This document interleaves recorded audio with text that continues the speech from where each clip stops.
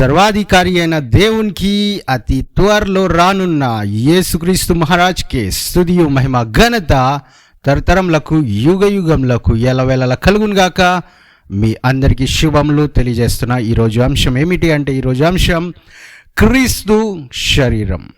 మనము చూసినట్లయితే ఈరోజు క్రీస్తు శరీరం ఒకటండి, లేకపోతే ఎన్నో భాగాలుగా విడిపోయినాయి. అంటే ఒకే శరీరం, కానీ మనము ఏం చూస్తామంటే అనేకులు వేరే వేరే వేరే విధంగా మా దగ్గర క్రీస్తున్నారు, మీ సంఘంలో లేరు, మీ సంఘంలో కనిపించరు క్రీస్తుని పోలి మీరు లేరు అని అనేక మాటలు మనం వింటూ ఉంటాం. కానీ కొన్ని విషయాలు మనం తెలుసుకుందాం. ఈ క్రీస్తు శరీరం ఎలాగుండాలో, క్రీస్తు శరీరం ఎలాగ బైబిల్ మనకు బయలుపరుస్తుందో వాటి గురించి మనం తెలుసుకుందాం.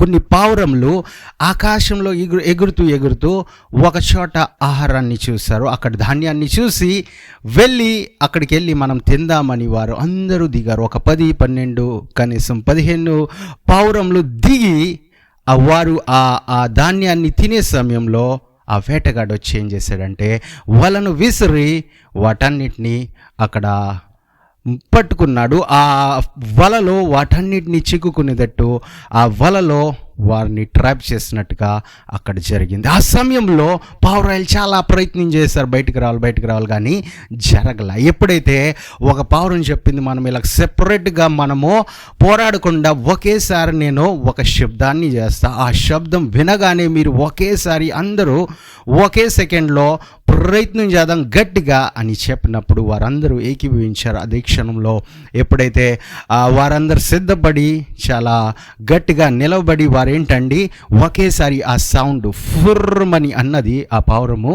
ఆ సమయంలో అందరూ ఒకేసారి ప్రయత్నం చేశారు. ఒకేసారి వారు ఆ వలని తెగగొట్టి వారు బయటకు వెళ్ళగలిగారు. అంటే మన జీవితంలో మన పోరాటం సెపరేట్గా అయిపోయింది. ఈ రోజుల్లో యేసుక్రీస్తు ఒక సంఘానికి ముందు వచ్చి రెండో సంఘానికి 2 రోజుల తర్వాత, వారం రోజుల తర్వాత రారండి. అందరికి ఒకేసారి ఆయన వచ్చి ఏం చేస్తారండి, ఈ ప్రపంచంలో ఉన్న ప్రతి సంఘాన్ని ఒకే సమయంలో, ఆయన శరీరాన్ని ఒకే సమయంలో ఆయన ఎత్తుకొని తీసుకెళ్తారు, ఆయన రిడీమ్ చేసి తీసుకెళ్తారని వాక్యం సెలవిస్తుంది. కానీ ఈ రోజుల్లో మీరు ఫస్ట్ నేను సెకండ్, లేకపోతే మీరు సెకండ్ నేను ఫస్ట్ అన్నట్టు చాలామంది భావిస్తూ చూడండి వారి విషయాలు వాళ్ళు బయటపరుస్తున్నారు. ఒకసారి 1 కొరింథీయులు 12వ అధ్యాయం 27వ వచనం ఏం చెప్తుందో మనం చూద్దాం. అటువలే మీరు క్రీస్తు యొక్క శరీరమై ఉండి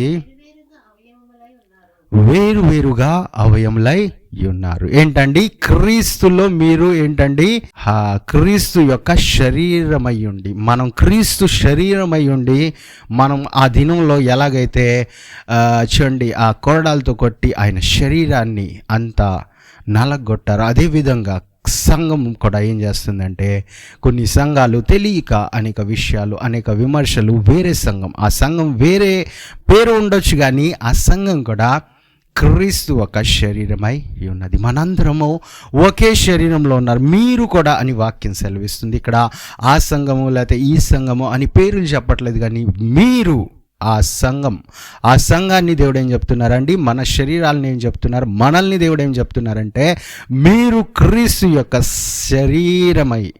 శరీరాన్ని చూపిస్తున్నారు. అంటే మన శరీరం మనం యేసుక్రీస్తులో ఏకమై ఉన్నది. మనము యేసుక్రీస్తులో మనం ఏకమై నడుస్తున్నాం, మనం ఏకమై పాడుతూ ఉన్నాం, ఏకమై మనం ఏం చేస్తున్నాం అండి, దేవుడిని ఘనపరుస్తున్నాం. కానీ మనము కొన్నిసార్లు మర్చిపోతున్నాం, వారు కూడా మనలో ఏకమై ఉన్నారు. కొన్నిసార్లు మనం మర్చిపోతాం, వారిని కూడా మనము తీసుకుని తోడుగా వెళ్ళాలి. మనం తీసుకెళ్ళకపోయినా దేవుడు మాత్రం చూడండి అందరినీ ఒకేసారి ఎత్తబడే ఆ సంఘంలో అందరినీ చేర్చుకోవడానికి ఆయన సిద్ధంగా ఉన్నారు. ఈరోజు ఈ వాక్యంలో మనం తెలుసుకోవాల్సింది ఏంటంటే, మనము ఆయన శరీరం కాబట్టి మనము ఎలాగా జీవించాలి. యేసుక్రీస్తు శరీరం ఎంత పరిశుద్ధంగా ఉందో అలాగే మనం కూడా పరిశుద్ధంగా ఉండాలి. యేసుక్రీస్తు శరీరం ఎంతగా చూడండి ఆయన తగ్గించుకున్నారో అదే విధంగా మనం కూడా తగ్గించుకోవాలి. యేసుక్రీస్తు శరీరం చూడండి అందరి బాధలు, అందరి బరువును ఆయన మోసుకోగలగటానికి ఆయన శరీరాన్ని అప్పగించారు. మనం కొన్ని ఎక్కువ పని మనకు వచ్చింది అనుకోండి, మన బాధ్యత కాకుండా వేరే వారి బాధ్యతలు వచ్చినాయి అంటే బాధపడతాం. మోషే కూడా ఆ కాలంలో వీరిని నేను కన్నానా అని చూడండి ఆయన ఒక మాట ద్వారా దేవుడిని ఏం చేశారండి, ఆయన దుఃఖపరిచినట్టుగా కనిపిస్తుంది. ఈరోజు మనం కూడా ఒకరి భారాలు ఒకరు మోయలేకపోతున్నాం. ఒకరి భారాలు ఏంటండి, వారు చెప్పే మాటలు కూడా చాలాసార్లు వినలేరు. చాలామంది వినరు. ఎందుకు వినాలని ఫోన్ టక్కుమని పెట్టేస్తారు, ఎందుకు వినాలని తలుపు టక్కుమని వేస్తారండి. ఎందుకంటే వినటానికి కూడా సమయం లేదు. ఏదో మంచి విషయాల గురించి అయితే సమయాన్ని ఇస్తారు, కానీ వారికి ఏదో బాధ వచ్చింది, ఏదో కష్టం వచ్చింది, ఏదో నష్టం వచ్చిందంటే ఆ సమయంలో మాట్లాడే ఆ మాటలు కూడా చాలామంది వినలేకపోతున్నారు. అంటే ఆ భారం యేసుక్రీస్తు ఏ విధంగా మోసారో అలాంటి శరీరం కలిగి మనం లేము. అంటే అటువంటి ఆలోచన కలిగి మనం లేము. అంతగా మనము మన శరీరాన్ని చూడండి యేసుక్రీస్తు పని కొరకే, లేకపోతే దేవుని పని కొరకే మనము అప్పగించట్ల. ఇంకో మాటను, మనం మంచి మాటను చూడండి ఒకసారి. రోమీయులకు రాసిన పత్రిక 12వ అధ్యాయం 5వ వచనంలో చదువుదాం. అలాగే అనేకులమైన మనము క్రీస్తులో ఒక శరీరముగా ఉండి ఒకని కొరకు ఒకరు ప్రత్యేకముగా అవ్యములై ఉన్నామండి. మనం 10 కాదు, 100 కాదు, వేలలు కాదు, లక్షలు కాదు, ఒకే శరీరం. సంఘాలు ఈ రోజులు బ్రాంచులు వస్తాయి చూడండి, ఎన్నో బ్రాంచులు అంటారు. మాకు 10 బ్రాంచులు ఉన్నాయి, 100 బ్రాంచులు ఉన్నాయి, కొందరేంటో 1000 బ్రాంచులు ఉన్నాయంట. ఆ బ్రాంచుల పేర్లు ఎంతో, ఏ ఊరిలో ఉన్నాయి, ఏ ప్రాంతంలో ఉన్నాయి, ఎలా గుర్తుంచుకుంటారో తెలియదు. కానీ క్రీస్తు మాత్రం ఒకే బ్రాంచ్గా మనకు తెలియజేస్తున్నారు. ఆయన బ్రాంచ్ల్లో ఆయన ఒకే ట్రీగా, ఒకే ఆయన చూడండి ఏం కనిపిస్తున్నారని ద్రాక్షవల్లిగా, మనకు ఒకే ద్రాక్షవల్లిగా మనకు చూడండి ఆ ట్రీని మనం చూడాలి. మనము ఆ బ్రాంచెస్ని కాకుండా దేవుడు యేసుక్రీస్తుని మనము గురిగా పెట్టుకోవాలి. యేసుక్రీస్తుని మనం సొంత రక్షకునిగా అంగీకరించాలి. ఆయనే మనల్ని నడిపించేవారు కాబట్టి ఆయన ఒకరే ఉన్నారని మనం తెలుసుకోవాలండి. అందుకని వాక్యం ఏమని సెలవిచ్చిందండి, we are one in Christ. మనమందరము ఒకే శరీరం అంట. మనమందరము ఒకరిగానే ఉన్నాం. ఎన్ని కలిసి సంఘాలు ఉన్నా, ఎంతమంది చూడండి, తల్లి సంఘం, పిల్ల సంఘం, ఏదేదో సంఘాలు, బ్రాంచ్ సంఘం, ఎన్నో బ్రాంచ్లు ఉన్నా, అన్ని సంఘాలు ఏంటండి, క్రీస్తు శరీరమే అని వాక్యము సెలవిస్తుంది. అలాగే మనకు తెలిసినట్టుగా క్రీస్తు శరీరం ఏంటండి, ఆయన శరీరం పవిత్రంగా ఉన్నది. ఆయన శరీరం పరిశుద్ధమై నా శరీరంగా మనకు కనిపిస్తుంది. ఆయన ఏ ఒక్క పాపము చేయలేదు. ఒకసారి పేతురు రాసిన మొదటి పత్రిక 2వ అధ్యాయం 22వ వచనంలో ఏ విధంగా ఆయన తెలియజేస్తున్నారో చూద్దాం. ఆయన పాపము చేయలేదు, నోటును ఏ ఒక కపటమును కనబడలేదు. అంటే ఆయన నోటిని కూడా జాగ్రత్త పరుచుకున్నారు. ఈ రోజుల్లో శరీరంతో పాపం చేయట్లా, అన్నీ మంచిగా ఉన్నాయి, కానీ వారి నోరు మాత్రం మంచిగా ఉండట్లా. చాలామంది వారి మాటలతోటే చాలామందిని చంపేస్తూ ఉన్నారు, లేకపోతే చాలామందిని చూడండి దుఃఖపరుస్తున్నారు. వారి ఆ మాటలు ఏం చేస్తాయంటండి, లోన్ వరకు వెళ్ళిపోతాయంట. మనము చేత్తో కొట్టే ఆ దెబ్బలు అంతగా లోన్ వరకు దిగవు, కానీ ఏంటండి మాటలు మాత్రం ఆ చేరుకోలేని ప్రాంతానికి, మన గుండె లోపలికి వెళ్ళి ఏం చేస్తాయండి, మనకు దుఃఖపరుస్తాయి. అనేకుల్ని దుఃఖపరుస్తున్న యేసుక్రీస్తు ఆ నోటి ద్వారా కూడా ఎటువంటి పాపము చేయలేదంట. అలాగా ఆయన శరీరాన్ని ఆయన కాపాడుకున్నారు. ఈ రోజుల్లో బిల్డింగ్లు కాపాడుకుంటున్నారు, ఈ రోజుల్లో చర్చి బిల్డింగ్స్ కాపాడుకుంటున్నారు, అలాగే చర్చిలో ఉన్న వస్తువులు కాపాడుకుంటున్నారేమో, కానీ పరిశుద్ధత, శరీరంలో పరిశుద్ధత, వారి మనసులో పరిశుద్ధత, వారి మాటల్లో పరిశుద్ధత కనిపించట్లా. ఇక్కడ యేసుక్రీస్తు తెలియజేస్తున్నది ఏంటండి, మనం శరీరంగా ఉన్నాం, మనం ఒప్పుకుంటాం యేసుక్రీస్తు శరీరం, మనం ఒక సంఘమై ఉంటే యేసుక్రీస్తు శరీరమే, కానీ ఆ శరీరము యేసుక్రీస్తుది కనుక మనము వాటిని పరిశుద్ధంగా ఉంచుతున్నాము. వారి ఇచ్చిన నోటి ద్వారా మనము దీవెనలు పలుకుతున్నామా, లేకపోతే దూషణలు, లేకపోతే శ్రాపాలు పలుకుతున్నామా, వాటిని మనము తెలుసుకోవాలి. ఏ విధంగా అయితే యేసుక్రీస్తు జాగ్రత్తగా అన్ని విషయాల్లో ఆయన ఎంతగా ఆయన్ని కొట్టినా, ఎంతగా ఆయన్ని హింసించినా, ఎంతగా ఆయన్ని బాధ పెట్టినా, యేసుక్రీస్తు మాత్రం ఏంటండి, ఆయన నోటిని ఆయన ఎప్పుడు కూడా చూడండి ఏ విధంగా కూడా పాపము మాటలు రాకుండా ఆయన జాగ్రత్త పడినట్టుగా వాక్యం సెలవిస్తుంది. అలాగే కొలస్సీలకు రాసిన పత్రిక 1వ అధ్యాయం 18వ వచనం ఏమని తెలియజేస్తుందో మనం చదువుదాం. సంఘము అను శరీరమునకు ఆయనే శిరస్సు, ఆయనకు అన్నిట్లో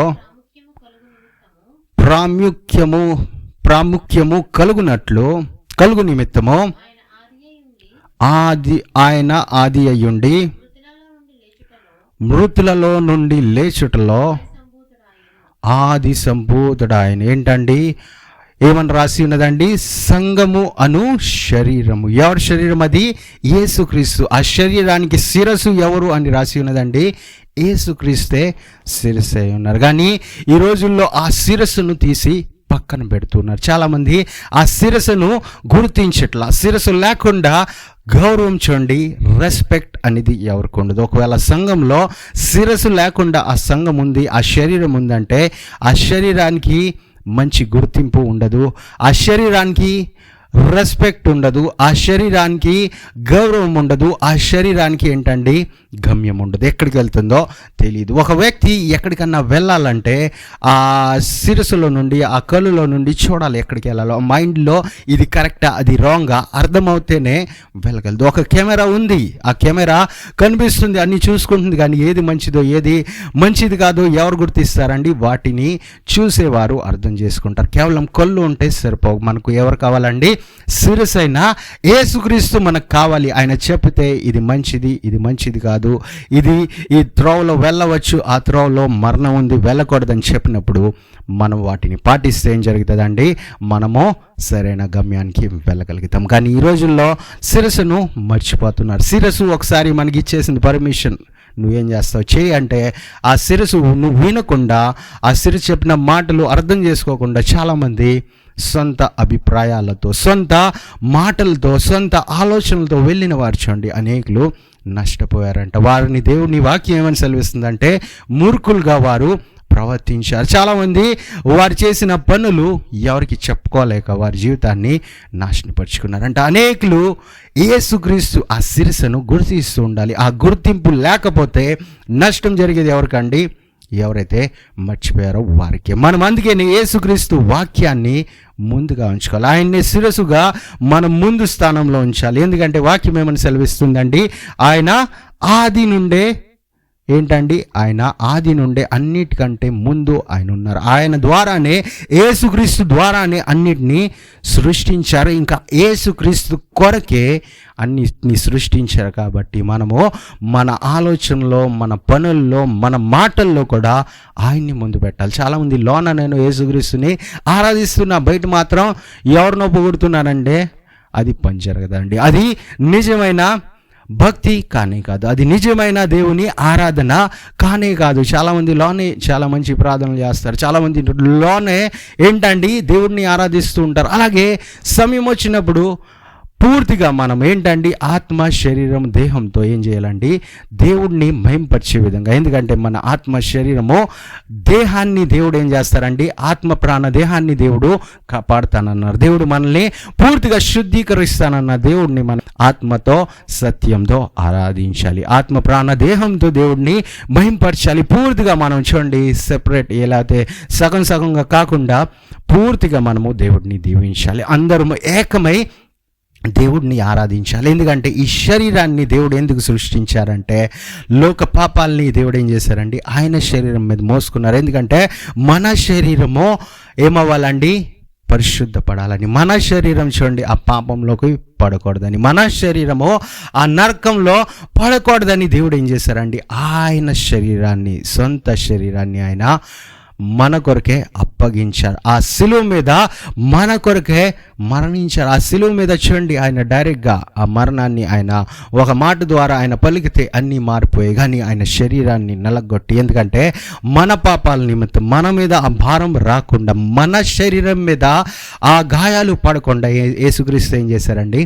ఆయన శరీరం మీద ఆ గాయాలని ఆయన పొందుకున్నారు. ఎందుకంటే మన శరీరము పరిశుద్ధపడాలని, మన శరీరము ఆరోగ్యంగా ఉండాలని. అనేకులు ఈ రోజుల్లో అనారోగ్యాలుగా ఉన్నారేమో, లేకపోతే ఎన్నో ప్రాబ్లమ్స్, సిక్నెస్, వీక్నెస్, అనేక డిసీజులు ఉన్నాయేమో. కానీ యేసుక్రీస్తు ఏం చేశారండి? మీ శరీరం మీద అనారోగ్యం రాకూడదనే ఆయన శరీరం మీద ఆయన గాయాలు పొందుకున్నారు. ఆయన ఆ కొరడా దెబ్బలు పొందుకున్నారు. ఎందుకంటే మీరు స్వస్థత పొందుకోవాలని, ఎందుకంటే మీరు ఆ శరీరం మీద ఏ ఒక గాయం లేకుండా, మచ్చ లేకుండా, మీలో ఏ పాపం లేకుండా మిమ్మల్ని కడగాలని యేసుక్రీస్తు ఏం చేశారండి? ఆ శిలువ మీద మరణించారు. ఆ శిలువ మీద ఆ పాపాల ఒక భారాన్ని ఎవరు మోయలేని ఆ భారాన్ని యేసుక్రీస్తు ఆయన శరీరం మీద మోసారు. ఒక వ్యక్తి ఏదైనా 10 కేజీలు 20 కేజీలు మోస్తున్నాడేమో, లేకపోతే 50 కేజీలు బస్తా, 100 కేజీలు బస్తా, కొందరు ఏంటో వారు నడవలేరు కానీ 100, 120, 150 కేజీల బస్తాలు కూడా మోసుకొని చాలామంది వెళ్ళిపోతున్నారు. కానీ ఈ పాపం అనే భారము ఈ ఒక వ్యక్తి మోయలేడండి. కేవలం యేసుక్రీస్తే ఆ భారాన్ని మోయగలిగాడు. ఆయనే మాత్రం ఆ భారాన్ని మోసి మన కొరకే ఏంటండి శిక్ష విధిని పొందుకున్నారు, మన కొరకే మరణించారు. ఎందుకంటే ఆ భారం మన శరీరం మీద లేకుండా యేసుక్రీస్తు శరీరం మీద ఆ భారం ఆయన మోయగలిగాడు. అంత పరిశుద్ధతలో ఆయన ఉన్నారు. ఆయన ఒక మనిషి రూపంలోనే వచ్చారు. పూర్తిగా 100% ఒక మానవుడిగానే ఉన్నారు. 100% ఆయన దేవుడైనా 100% మన కొరకే మానవుడిగా మారి మానవుల మీద ఉన్న ఈ సర్వలోకంలో ఉన్న ప్రతి వ్యక్తి మీద ఉన్న పాపాన్ని ఆయన ఏం చేశాడండి మోసి మనల్ని ఆ పాపంలో ఉన్న శాపంలో నుంచి మనల్ని రిమూవ్ చేసి మనల్ని రిడీమ్ చేసి మనల్ని చూడండి అక్కడి నుంచి విమోచించి మనల్ని సురక్షితంగా ఉంచి మన శరీరాన్ని ఆయన కొరకే అప్పగిస్తానికి దేవుడు ఏం చేశారండి ఆయన శరీరాన్ని మన కొరకే అప్పగించినట్టుగా వాక్యం సెలవిస్తుంది. అలాగే ప్రభు బలలో పాలు పొందుకున్న వారిని మనం చూస్తే రొట్టె శరీరం, అలాగే ద్రాక్షారసం ఏంటండి యేసుక్రీస్తు రక్తమై ఉన్నది. మనం ఎప్పుడైతే ఆ రొట్టె ద్రాక్షారసాన్ని తీసుకుంటామో ఏం చేస్తామండి ఆయన శరీరంలో ఒక భాగంగా, ఒక శరీరంలో ఒకే శరీరమై ఉంటాం. ఒకసారి మనం 1 కొరింథీయులు 11వ అధ్యాయం 27వ వచనం చదువుదాం. కాబట్టి ఎవడు అయోగ్యంగా ప్రభు యొక్క రొట్టెను తినునో ఆయన పాత్రలోనిది త్రాగినో వాడు ప్రభు యొక్క శరీరంను గూర్చియు రక్తంను గూర్చి ఏమవుతాడండి అపరాధి అవుతాడు. కానీ ఈ శరీరం రక్తం మనము చాలా జాగ్రత్తగా మనము చూడండి ఏం చేయాలండి తీసుకోవాలి. ఎప్పుడైతే మనము ఆయన సన్నిధికి వస్తున్నామో మనల్ని మనము పరిశుద్ధపరచుకోవాలి, మనము జాగ్రత్త పడాలి. మనము యేసుక్రీస్తు శరీరంలో ఒకటై ఉన్నాం. మనము యేసుక్రీస్తు శరీరాన్ని ఏం చేస్తున్నామండి ధరించుకుంటున్నాం. యోసేపును మనం చూస్తే ఆ పోతీఫర్ భార్య పాపం చేయమని పిలిచినప్పుడు ఆయన ఏం చేశారండి నేను ఆ దేవునికి విరోధంగా నేను పాపం చేయలేనని చెప్పాడు. మన శరీరం మన స్వాధీనంలో లేదు. ఎవరి స్వాధీనంలో ఉందండి దేవుని యొక్క స్వాధీనంలో ఉన్నాయి. కొన్ని ఇచ్చలు మన దేహంలో కొన్నిసార్లు రావచ్చు, కానీ ఆ ఇచ్చలను లేకపోతే ఆ ఆలోచనలు మనం ఏం చేయాలండి చంపాలి. ఆ ఆలోచనలు రాకుండా మనం వాటిని ఏంటండి మనము ఉపవాస ప్రార్థనల ద్వారా లేకపోతే వాక్యం ద్వారా మనం వాటిని తీసి వేయగలం. ఎప్పుడైతే మనం ఎక్కువగా వాక్యం చదువుతామో ఆ ఆలోచనలకి చూడండి చోటు ఉండదు. ఎందుకంటే వెలుగు ఎంతగా మనలో ప్రవేశిస్తుందో అంతగా చీకటి ఆశలు లేకపోతే చీకటి ఆ ఆలోచనలు బయటకు వెళ్తున్నాయి. అందుకనే దేవుడు ఏం చెప్తున్నారండి ఆయన రొట్టెను ద్రాక్షారసంను తీసుకునేటప్పుడు మనము జాగ్రత్త పడాలి. అలాగే 1 కొరింథీయుల్లోనే 12వ అధ్యాయం 13వ వచనం కూడా మనం చదువుదాం. ఎలాగనగా యూదులమైనను గ్రీసు దేశస్థులమైనను దాసులమైనను స్వతంత్రులమైనను మనమందరము ఒక శరీరంలోనికి ఒక్క ఆత్మయందే బాప్తిజము పొందితిమి. మనమందరము ఒక ఆత్మను పానము చేసిన వారమైతే మనమందరం ఏంటండి ఒకే ఆత్మను పానం చేసిన ఒకే ఆత్మను మనము త్రాగుతున్నాము. కాబట్టి మనం చూడండి ఒకే శరీరంలో మనం వెళ్తున్నాం. ఒకే శరీరంలో వెళ్ళటానికి ఒకే ఆత్మ యందు మనము బాప్తిజము పొందుకుంటున్నామండి. అందుకనే ఆ ఒక ఆత్మను మనకేం చూపిస్తుందంటే మనము ఒక శరీరమై ఉంటున్నాం. మనకిచ్చిన ఆ ఆత్మ ఏంటండి ఒకే ఆత్మ. కొందరు ఆ ఆత్మ ద్వారా అభిషేకించబడ్డారు, ఆ ఆత్మ ద్వారా వరాలు పొందుకున్నారు. ఆత్మలు వేరైనా ఆ వరాలు వేరైనా ఆత్మ మాత్రం ఒకటై ఉన్నది. చూడండి శరీరం ఒకటై ఉన్నది, కానీ కొన్నిసార్లు మనం చూస్తాం ఆ సంఘంలో మధ్యలో డివిజన్స్ ఎందుకు వస్తున్నాయి, వారి మధ్యలో బ్రేకప్లు ఎందుకు వస్తున్నాయి అంటే చూడండి వారికున్న ఆ వరాలు వేరై ఉన్నది. కొందరు ఏంటండి కొందరు అన్ని భాషల్లో మాట్లాడే వరం, కొందరికి స్వస్థతనిచ్చే వరం దేవుడు అనుగ్రహిస్తున్నారు. కొందరికి ఏంటండి ఆ ఆత్మ ఒకటైనా కొందరికి ప్రవచనాలు చెప్పే వరాన్ని దేవుడు ఇస్తున్నారు. కొందరికి దేవుని వాక్యం ప్రకటించే ఆ వరం ఇస్తున్నారు. అటువంటి వరాలు కలిగిన వారు చూడండి ఏం చేస్తున్నారంటే డివైడ్ అవుతున్నారు. ఈ సంఘం మీద ప్రవచనాలు చెప్పే వారికి చూడండి, అన్ని భాషల్లో మాట్లాడే వారికి, కొందరికి ఒకరి మీద ఒకరికి చూడండి అసూయ, లేకపోతే ఒకరి మీద ఒకరు ఈ సంఘంకి వేరే అయిపోతున్నారు. ఎందుకంటే కొందరికి రాని ఆ స్వస్థతలో కొందరు వేరే వారు ఏం చేస్తారంటే ఆ స్వస్థతలు లేవే అని అంటారు. కొందరు ఆ ప్రవచనాలు ఈ సంవత్సరంలో ఈ కాలంలో లేవు అని చెప్తూ ఉంటారు. అంటే ఆ దేవుని యొక్క ఆ ఆత్మ ఇచ్చే ఆ వరాల ద్వారా చాలా మందిలో డివిజన్స్ అని కనిపిస్తుంది. కానీ ఆ ఆత్మ మనలో డివిజన్ ఇస్తానికి ఆ వరాలు ఇవ్వలేదు, కానీ మనల్ని ఏకపరుస్తానికి, ఏక శరీరంలో మనం ప్రవేశించాలని, ఏకంగా అవ్వాలనే ఆ ఆత్మ ఏం చేసిందండి, ఒకే ఆత్మ పరిశుద్ధాత్మ మనల్ని ఏం చేసిందండి, బాప్తిజం ఇచ్చినట్టుగా వాక్యం సెలవిస్తుంది. కాబట్టి మన శరీరము ఆయన శరీరంలో ఒకటై ఉన్నది. మనము ఆయన శరీరాన్ని అలాగే ఆయన రక్తాన్ని మనం ఏం చేస్తున్నామండి, ఆ రొట్టె ద్రాక్ష రసంని మనం పొందుకొనొచ్చు. ప్రతి ఆదివారాలు కొందరు మొదటి ఆదివారాలు, రెండో ఆదివారాలు, లేకపోతే కొన్ని రోజులు ఏదైతే వారు సెట్ చేశారో ఆ సమయంలో ఏం చేస్తున్నామండి, మనము రొట్టె ద్రాక్షరసం తీసుకుని ఆయన శరీరాన్ని మన శరీరంగా మనలో ప్రవేశిస్తానికి మనము ఆహ్వానిస్తున్నాం, ఇన్విటేషన్ ఇస్తున్నాం. కానీ మన శరీరాన్ని వాక్యానుసారంగా మార్చుకుంటున్నామంటే మనం జాగ్రత్త పడాలి. వాటి విషయంలో మనం వాక్యానుసారంగా మనము మన శరీరాన్ని ఆయన శరీరంగా, మన శరీరం కాకుండా, మన కంట్రోల్ కాకుండా మనం ఏం చేయాలండి, దేవుని కంట్రోల్లో ఉంచాలి. మనము ప్రార్థన అని ఆ ఆత్మ మనతో మాట్లాడినప్పుడు ప్రార్థన చేసేవారుగా, మనము ఆయన్ని ఆరాధించేవారుగా. ఎందుకంటే మనల్ని ఎందుకు దేవుడు సృష్టించారండి, ఆయన మహిమ కొరకే సృష్టించారు, ఆయన కృప కొరకే సృష్టించారు. ఆయన్ని ఆరాధించాలని, దేవుణ్ణి ఆరాధించాలని దేవుడు మనల్ని సృష్టించారు. కానీ ఈ శరీరాన్ని మనం ఏం చేస్తున్నామంటే తినుటకు, త్రాగుటకు, ఇంకా నిద్రించుటకే ఎక్కువగా మనము యూజ్ చేస్తున్నాం. ఎందుకంటే ఆ శరీరంలో ఆ ఇచ్చలు పుడుతూ ఉంటాయి, ఆ ఆకలి వేస్తుంది, అలాగే దాహము వేస్తుంది, అలాగే ఏంటండి మనకు నీరసం వస్తుంది, లేకపోతే మనకి రెస్ట్ కావాలని వాటి గురించి వెళ్తున్నాం. కానీ ఈ శరీరం మనము ఏంటండి, అందరి శరీరాలు, మన శరీరాలు ఏంటండి దేవుని శరీరంగా మారాలి. ఆయన్ని పోలి మనము నడవాలి. కాబట్టి ఆ వాక్యానుసారంగా ఏదైతే వాక్యం మనకు బోధిస్తుందో ఆ వాక్యంలో మనం ఏకమై, ఆయన ఆత్మ ఒకటే కాబట్టి ఆయన ఒకే ఆత్మ ఒకే శరీరంలో మనల్ని నడిపిస్తుంది. ఆ ఒకే ఆత్మను మనము త్రాగుతూ ఉండాలి. ఆ ఒకే ఆత్మను, ఆయన వాక్యాన్ని మనము ఎలాగైతే తింటున్నామో అలాగే ఆయన ఆత్మను కూడా మనము త్రాగి ఆ ఒకే ఆత్మలో మనం అందరమే అవ్వాలండి, ఒకే ఆత్మలో ముందుకు సాగాలి. ఒకే మనసు కలిగి మనము దేవుణ్ణి మహింపరచాలి. వాక్యం ఏమని సెలవిస్తుంది అంటే మనము ఒకే శరీరంలో పిలువబడ్డామంట. కొలీసీలు రాసిన పత్రిక 3వ అధ్యాయం 15వ వచనంలో మనకు మంచి మాట ఇక్కడ కనిపిస్తుంది.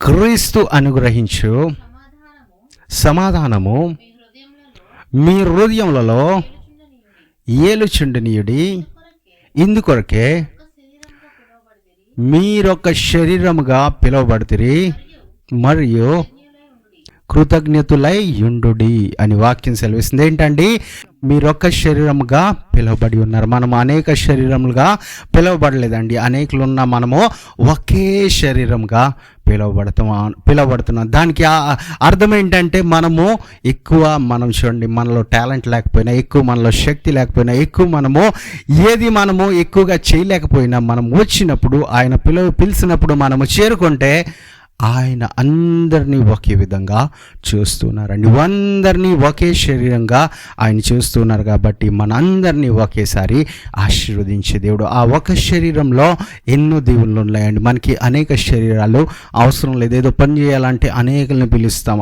బస్తామో ఎలాంటి అనేకులు కావాల్సింది. కానీ అందరూ కలిసి ఒక శరీరంలో, ఆ యేసు శరీరంలో, యేసుక్రీస్తు శరీరంలో మనం ఒకటైతే ఏమవుతుందండి, ఆ శరీరం ద్వారా మనకు రక్షణ కలుగుతుంది. ఆ శరీరంలో మనకేంటండి, ఆనందం కలుగుతుంది. ఆ శరీరంలో ఏంటండి, మనం సంతోషాన్ని, నిత్య జీవాన్ని పొందుకుంటాం. మన శరీరం ఇంకా ఆ మహిమ శరీరం ఏమవుద్దండి, మన శరీరాన్ని ధరించుకుంటుంది. మన శరీరము మహిమ స్వరూపంతో ధరించబడుతుంది. ఇంకా ఈ పాత శరీరం ఏంటండి, వెనకుండిపోయి మన నూతన శరీరంతో యేసుక్రీస్తు ఆ మహిమ స్వరూపంలో మన శరీరం మారి మనం పరలోకం వెళ్ళగలుగుతామండి.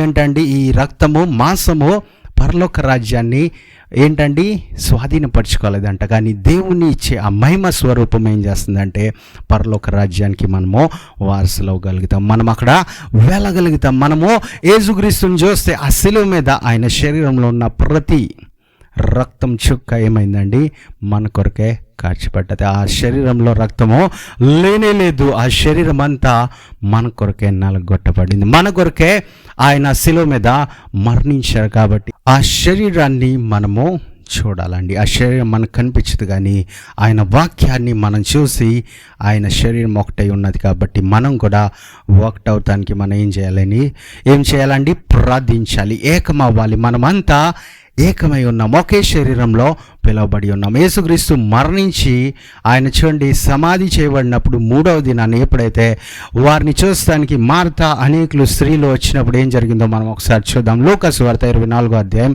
3వ వచనాన్ని చదివి మనం ముగించుకుందాం. ప్రభువైన యేసు దేహము వారికి ఏంటండి కనబడలేదు. ఇప్పుడు యేసుక్రీస్తు శరీరాన్ని వారు చూస్తానికి వచ్చారు, కానీ అక్కడ ఆయన శరీరం లేదు, ఆయన దేహము కనిపించట్లేదు. ఎందుకు? దానికి కారణం ఏంటండి, యేసుక్రీస్తు అక్కడ లేరు. ఆ సమాధిలో యేసుక్రీస్తు అక్కడ లేరు అని వాక్యం సెలవిస్తుంది. ఆయన శరీరాన్ని ఆ సమాధి ఏం చేయలేదండి, ఆపలేకపోయింది. ఆ మరణము యేసుక్రీస్తు శరీరాన్ని ఆపలేకపోయింది. ఈరోజు మీ శరీరమైన నా శరీరమైన ఏంటంటే మరణం వచ్చిందంటే ఆ మరణాన్ని దాటుకుని వెళ్ళలేరు. కానీ యేసుక్రీస్తు శరీరమై ఉంటే మనము ఆయన శరీరంలో ఏకమై ఉండుంటే ఏమవుద్దండి, మరణం మన మీద విజయాన్ని పొందుకోలేదు, మరణం మనల్ని ఆపలేదు. కాబట్టి మనం ఆయన శరీరంలో మారాలి, మనము ఆయన శరీరాన్ని ధరించుకోవాలి, మనము ఆయన శరీరంగా మారాలి. ఎందుకంటే మరణాన్ని ఓడించాలంటే, పాపాన్ని ఓడించాలంటే మనము మన శరీరాన్ని పక్కన పెట్టి ఆయన శరీరాన్ని ఏం చేయాలండి, ధరించుకోవాలి. ఆయన శరీరంలో ఆ శక్తి ఉంది. ఆ శరీరం ఏం చేస్తుందండి, నీటి మీద నడిచినట్టుగా కనిపిస్తుంది. ఆ పేతురు కూడా యేసుక్రీస్తుని చూసి యేసుక్రీస్తుతో పాటు నడిచాడు, కానీ ఎప్పుడైతే అలల్ని చూశాడో భయపడి ఏమయ్యాడండి, మునిగిపోయాడు. మనం మునిగేవారుగా కాకుండా నడిచేవారుగా ఉండాలి, మనము అలసిపోయేవారుగా కాకుండా పరిగెట్టేవారుగా ఉండాలి. ఆ శిష్యులు నిద్రపోయేవారు అలసిపోయి, కానీ యేసుక్రీస్తు ఏంటండి ప్రతి చోట ఆయన వెళ్ళి బోధిస్తూ ఉండేవారు, అలాగే మళ్ళీ వెళ్ళి ప్రార్థిస్తూ ఉండేవారు, మళ్ళీ అనేకుల్ని స్వస్థపరిచేవారు. అనేకుల్ని స్వస్థపరుస్తూ చూడండి ఆయన ఎప్పుడు అలసిపోకుండా అన్ని చోట్ల చూడండి ఆయనకున్న ప్రతి ప్రాంతంకు వెళ్ళి ఆయన విజిట్ చేసి వచ్చినట్టుగా కనిపిస్తుంది. కొన్ని సందర్భాల్లో ఆయన నిద్రపోయారేమో, ఎందుకంటే ఆ సమాధానం చూపిస్తానికి భయపడకుండా మనము రెస్ట్ ఫుల్లో ఉండాలని చూడండి కొన్ని సందర్భాల్లో ఆయన పడుకుని ఉన్నట్టుగా ఆ వాక్యాలు సెలవిస్తాయి. కానీ ఆయన చూడండి ఎప్పుడు మనం చూస్తే ఆయన సిద్ధంగా ఉండేవారు, ఏ పరిస్థితి అయినా ఆయన సిద్ధంగా ఉండేవారు. ఎందుకంటే ఆ శరీరం ఆయన సిద్ధంగా ఉంచుకున్నారు, ఆ శరీరాన్ని పరిశుద్ధంగా ఉంచుకున్నారు, ఆ శరీరాన్ని చూడండి దేవుని కొరకే అప్పగించారు. అదేవిధంగా మన శరీరాన్ని కూడా దేవునికి అప్పగించి మన శరీరం కూడా యేసుక్రీస్తు శరీరంగా మనం భావించి చూడండి యేసుక్రీస్తు ఏ విధంగా ప్రార్థించారో, యేసుక్రీస్తు ఏ విధంగా మోకరించారో, యేసుక్రీస్తు ఏ విధంగా ఆ శరీరాన్ని దేవుని పని కొరకే అప్పగించారో మనం కూడా అప్పగించేవారుగా ఉంటే దేవుడు ఈ శరీరం ద్వారా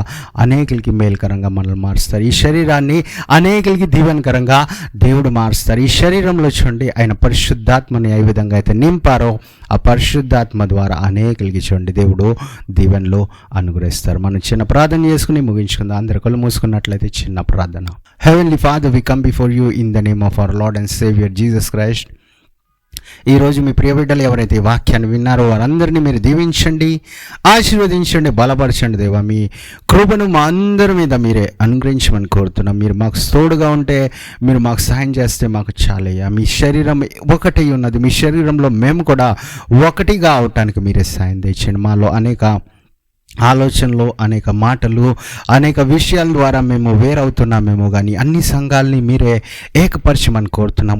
కొందరు వాక్యాన్ని, కొందరు పాటలను, కొందరు ఏదేదో విషయాల్ని వారు ప్రాధాన్యత ఇస్తున్నారేమో కానీ అన్ని సంఘాలు ఒకటే అని చెప్పిన దేవుడు, మీరే అందరి మీద కృపను అనుగ్రహించి మీ ఆత్మలో అందరినీ ఏకం చేయమని కోరుతున్నాం. మీ ఒకే ఆత్మలో అందరికీ బాప్తిజం ఇచ్చిన దేవుడు మీకే స్తోత్రాలు చెల్లిస్తూ, అనేకులు ఎవరైతే శరీరంలో అనారోగ్యాలు ఉన్నాయో వారందరినీ స్వస్థపరిచి మీరే ప్రభు మంచి కృపను వారికి అనుగ్రహించండి. ఎవరైతే ఇంకా ఉద్యోగాల నిమిత్తం ప్రార్థన చేస్తున్నారో వారికి మంచి ఉద్యోగాలు మీరే అనుగ్రహించండి. ఎవరైతే ఇంకా అప్పుల బాధల్లో ఉన్నారో అప్పుల బాధల నుంచి వారికి విడుదల యేసు నామములో ప్రకటించమని కోరుతున్నా. ఎవరైతే ప్రభు ఇంకా కొత్త గృహాల గురించి ప్రార్థిస్తున్నారు, ఎవరైతే ప్రభు మంచి గృహాల గురించి ప్రార్థిస్తున్నారు, ఎవరైతే మాకు ఇల్లు లేవు, మాకు ఇల్లు కావాలని ప్రార్థిస్తున్నారు, వారికి గృహాన్ని అనుగ్రహించమని కోరుతున్నా. అలాగే సేవకులుగా సంఘాలు లేని ప్రభు ఎవరైతే సేవకులు ఉన్నారో సొంత సంఘాలని మీరు దయచేయండి. ఆ రెంట్ హాల్లో కాకుండా, రెంట్ చర్చెస్లో కాకుండా సొంత చర్చెస్ అందరికీ మీరే